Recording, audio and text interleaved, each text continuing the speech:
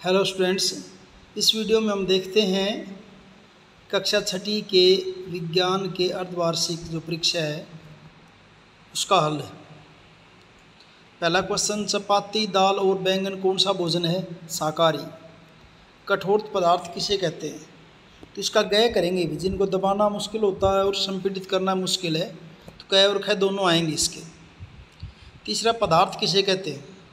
पदार्थ स्थान घेरते और इनका द्रव्यमान होता है, इसलिए इसका गय आएगा, कै और ख दोनों गय आएगा।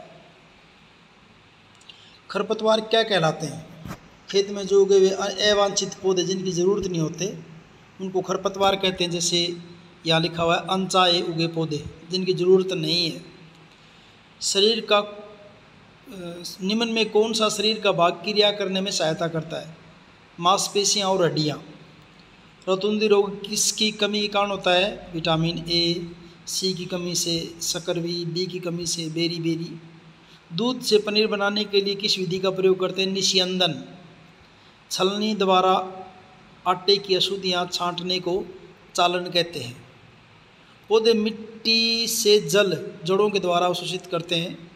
कोहनी और घुटने में हिंज संधि होती है। 10वां। 11वां क्वेश्चन, आवास क्या है? किसी स्थान का परिवेश जिसमें पौधे एवं जंतु एवं अन्य जीव रहते हैं उनका आवास कहलाता है। जैसे जल मछली का आवास है। कंकाल से आप क्या समझते हैं? लैब में देखा होगा आपने। हमारे शरीर की सभी अस्थियां शरीर को आकृति प्रदान करने के लिए एक ढांचे का निर्माण करती हैं और इस ढांचे को कंकाल कहते हैं। दो ऐसे पौधों का नाम बताइए जिनमें जालीदार शिराविन्यास होता है। आम, गुलाब, बरगद, पीपल। दो ही बताने थे बाकी आपको। जल की हानि रोकने के लिए रेगिस्तान के पौधों में किस प्रकार संशोधित किया जाता है? यानी रेगिस्तान के अंदर गर्मी ज़्यादा होती है और पानी कम मिलता है पौधों को, तो उनका डिजाइन पौधों का किस प्रकार होता है कि ताकि उनमें से जल का नुकसान कम से कम हो? पहला, इन पौधों में पत्तियां या तो अनुपस्थित होती हैं या बहुत छोटी होती है। दूसरा, इनका तना मोमी परत से ढका होता है जो जल संरक्षण में सहायता करता है। इनकी जड़ें बहुत गहराई तक जाती हैं ताकि नीचे तक पानी जितना भी मिल सके उसको अवशोषित कर सकें। केंचुआ किस प्रकार गति करता है? केंचुआ चलते समय अपने शरीर के अगले हिस्से को फैला लेता है जबकि पिछले हिस्से को स्थिर रखता है। फिर वह आगे के हिस्से को स्थिर रखता है और पिछले हिस्से को छोड़ देता है। फिर केंचुआ अपने शरीर को सिकोड़ता है और पिछले सिरे को आगे की ओर खींचता है। यानी संकुचन और विस्तार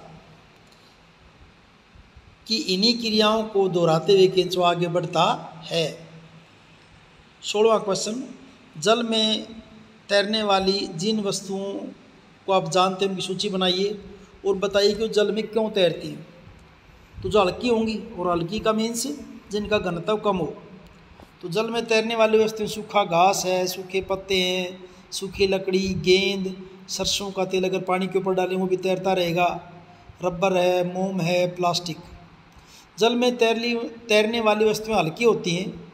ये वस्तुएं तेल या केरोसिन पर भी तैर सकती हैं क्योंकि इनका घनत्व क्या होता है? कम होता है।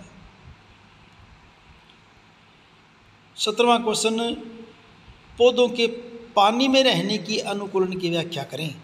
पानी में पौधे कैसे रहते हैं?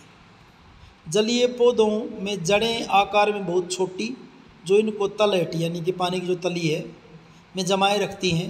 इन पौधों का तना लंबा, खोखला एवं हल्का होता है।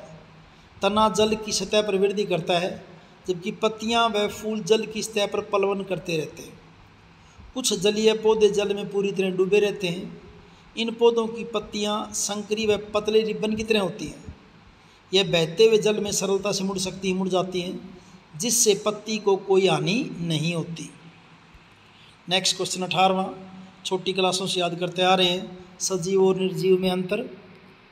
सजीवों को भोजन की आवश्यकता होती है, निर्जीवों को भोजन की आवश्यकता नहीं होती। नंबर 2, सजीव वृद्धि करते हैं, निर्जीव वृद्धि नहीं करते। तीसरा पॉइंट, सजीव गति करते हैं, निर्जीव गति नहीं करते। सजीव प्रजनन करते हैं, निर्जीव प्रजनन नहीं करते। सजीव सांस लेते हैं, निर्जीव सांस नहीं लेते। और सजीव उत्सर्जन करते, निर्जीव उत्सर्जन नहीं करते। नेक्स्ट जो क्वेश्चन है लास्ट है इसमें ये 19th क्वेश्चन। विभिन्न प्रकार के तत्वों की सूची बनाइए, पोषक तत्वों की, उनके कार्य भी लिखिए।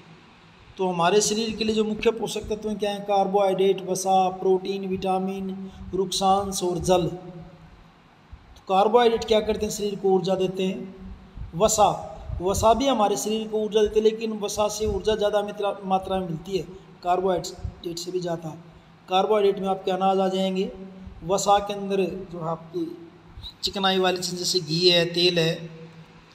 प्रोटीन शरीर की वृद्धि और विकास के लिए आवश्यक है, और दालों से, पनीर से हमें प्रोटीन मिलता है। विटामिन विभिन्न प्रकार के रोगों से लड़ने में सहायता करते हैं, और आमतौर पर हमें हरी सब्जियों से, पत्तेदार सब्जियों से मिलते हैं। रुक्षांश हमारे शरीर से अनपचे भोजन को बाहर निकालने में सहायता करते हैं, जिसमें आप सलाद वगैरह जो खाते हैं वो रुक्षांश में आ जाएंगे। जल क्या करता है? शरीर से अपशिष्ट अवयवों को बाहर निकालने में सहायक है। और आपका ये हाफ ईयरली एग्ज़ाम साइंस का कंप्लीट है। Thank you.